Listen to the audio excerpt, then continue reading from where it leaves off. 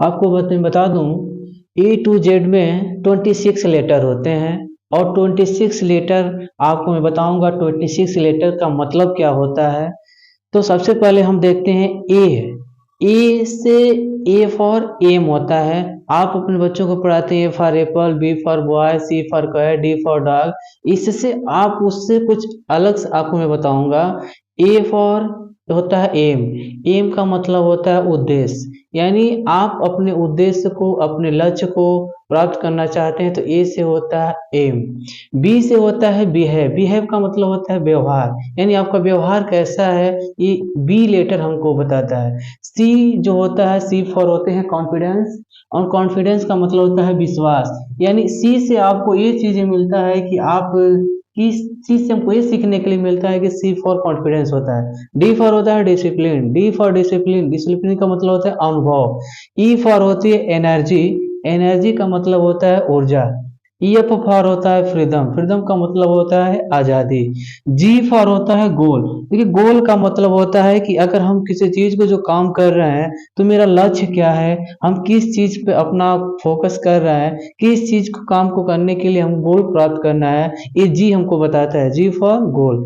H for होती है honesty. Honesty का मतलब देखिए ईमानदार, यानी एच हमको ये सिखाता है कि हमें अपने प्रति ईमानदार रहना चाहिए। आई फॉर होता है इम्प्रेस। इम्प्रेस का मतलब होता है प्रभाव। देखिए, जे फॉर होता है जंप। जंप का मतलब होता है कूदना। जोवियल का मतलब होता है आगे बढ़ना।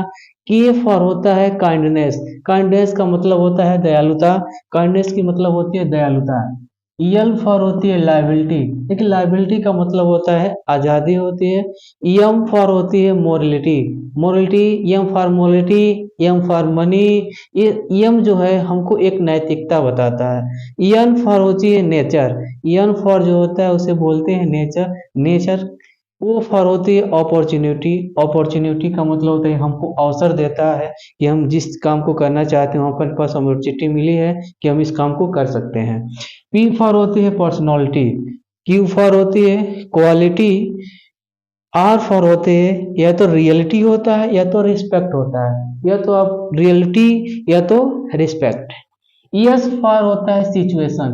देखिए, सिचुएशन और सजेशन दोनों होता है। यस फॉर सिचुएशन भी होता है और सजेशन भी होता है। सजेशन का मतलब होता है सुझाव, सिचुएशन का मतलब होता है कंडीशन।